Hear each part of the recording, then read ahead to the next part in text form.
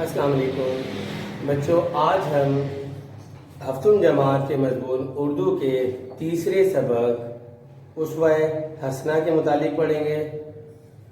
اسوہ حسنہ محمد صلی اللہ علیہ وسلم۔ اسوہ حسنہ بچوں بھلائی کے نمونے کو کہتے ہیں کہ حضور صلی اللہ علیہ وسلم کی تعلیمات جو تھی ان کی سیرت طیبہ میں بھلائی کا نمونہ ہمارے لیے پیش کیا گیا تھا، اس کے بارے میں پڑھیں گے۔ پیارے بچوں، حضور صلی اللہ علیہ وسلم کی تعلیمات ہمارے لیے بہترین نمونہ ہیں۔ قرآن مجید حضور صلی اللہ علیہ وسلم کی عملی تفسیر تھی۔ جو قرآن میں بیان کیا گیا تھا، حضور صلی اللہ علیہ وسلم نے اس کے مطابق اپنی زندگی گزاری اور ہمارے لیے راہ متعین کی۔ قرآن پاک میں خود موجود ہے، اللہ پاک فرماتے ہیں ترجمہ: بے شک آپ حسن اخلاق کے بہت بلند مرتبے پر ہیں۔ آپ صلی اللہ علیہ وسلم نے لوگوں کو نیکی کی تعلیم دی، بھلائی کی تعلیم دی، شفقت کی تعلیم دی، لوگوں سے اچھے رویے کا سلوک کیا اور چوری، جھوٹ، غیبت، بہتانی، قتل، ڈاکے، ریزنی سے منع فرمایا۔ پیارے بچوں، حضور صلی اللہ علیہ وسلم ہمیشہ سچ بولتے تھے اور لوگوں کی امانت اپنے پاس محفوظ رکھ کر انہیں واپس کرتے تھے۔ اسی بدولت حضور صلی اللہ علیہ وسلم کو قریش مکہ نے صادق اور امین کا لقب بھی دیا۔ حضور صلی اللہ علیہ وسلم انتہائی نرم مزاج تھے، دوسروں کو معاف کرنے والے تھے، عفو درگزر سے کام لیتے تھے۔ جب حضور صلی اللہ علیہ وسلم نے اللہ کا پیغام لوگوں تک پہنچایا اور اللہ کی بندگی کا کہا تو کفار مکہ کے لوگ آپ کے دشمن بن گئے۔ ایک بوڑھی عورت مکے کی کافرہ تھی جو حضور صلی اللہ علیہ وسلم جب بھی راستے میں جاتے ان پہ کوڑا کرکٹ پھینکتی تھی۔ اس کا روز کا معمول تھا۔ ایک مرتبہ ایسا ہوا کہ حضور صلی اللہ علیہ وسلم جس راستے سے جاتے تھے اس راستے سے جا رہے تھے تو جس مقام پر وہ کوڑا کرکٹ پھینکتی تھی اس مقام پر وہ موجود نہیں تھی۔ تو حضور صلی اللہ علیہ وسلم نے دریافت کیا کہ وہ بوڑھی عورت کہاں ہے، تو معلوم چلا کہ وہ آج بیمار ہے۔ حضور صلی اللہ علیہ وسلم نے خود اس کی عیادت کے لیے جانا بہتر سمجھا، اس کی عیادت کے لیے تشریف لے گئے۔ وہ بوڑھی عورت اتنی حیران ہوئی کہ میں تو حضور صلی اللہ علیہ وسلم کے اوپر کوڑا کرکٹ کچرا پھینکتی تھی اور میرے بیمار ہونے پر حضور صلی اللہ علیہ وسلم خود تشریف لائے اور میری عیادت کی۔ یہ دیکھ کر وہ اتنی متاثر ہوئی کہ وہ مسلمان ہو گئی اور حضور صلی اللہ علیہ وسلم پر ایمان لے آئی۔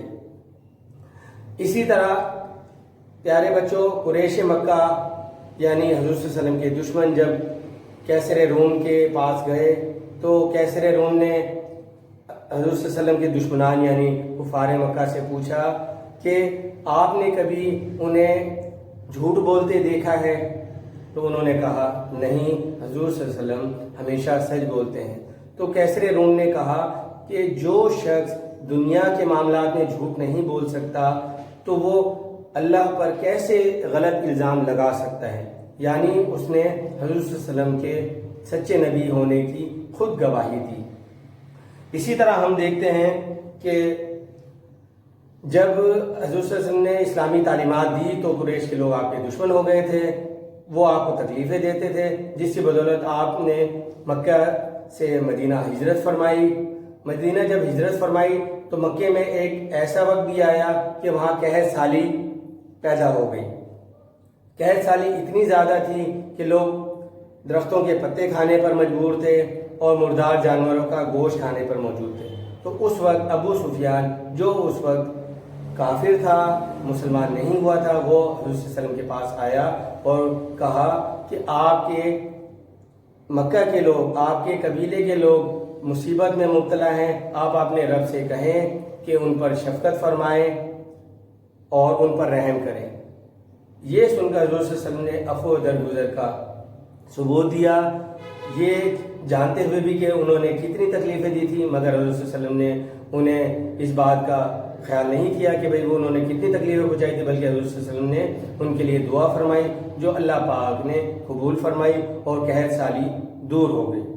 اسی طرح بچوں، حضور صلی اللہ علیہ وسلم میں صبر اور نرم مزاجی کوٹ کوٹ کر بھری ہوئی تھی۔ ایک مرتبہ مدینے میں ایک یہودی تھا جس سے حضور صلی اللہ علیہ وسلم نے قرضہ لیا تھا۔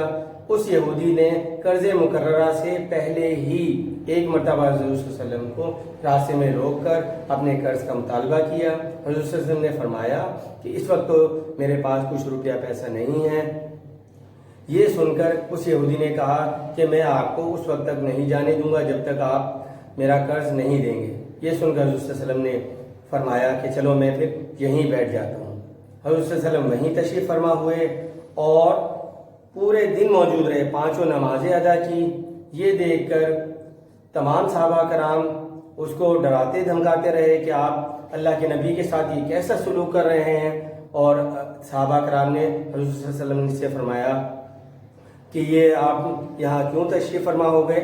تو حضور صلی اللہ علیہ وسلم نے فرمایا کہ میں بد عہد شکنی نہیں کرتا۔ تو حضور صلی اللہ علیہ وسلم جب وہاں موجود رہے، بیٹھے رہے، تو دین چڑھ گیا۔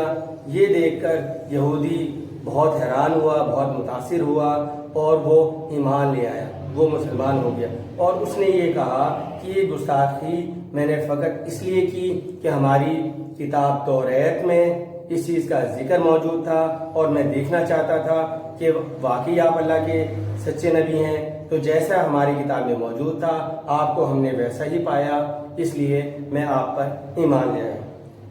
پیارے بچوں، حضور صلی اللہ علیہ وسلم کبھی اس بات کو پسند نہیں کرتے تھے کہ وہ صحابہ کے درمیان کوئی ممتاز شخصیت یا الگ سے مقام والے نظر آئیں۔ ہمیشہ سادہ رہتے تھے، صحابہ کرام کے درمیان عام صحابہ کی طرح رہتے تھے۔ جب مسجد نبوی کی تعمیر کا معاملہ آیا تو صحابہ کرام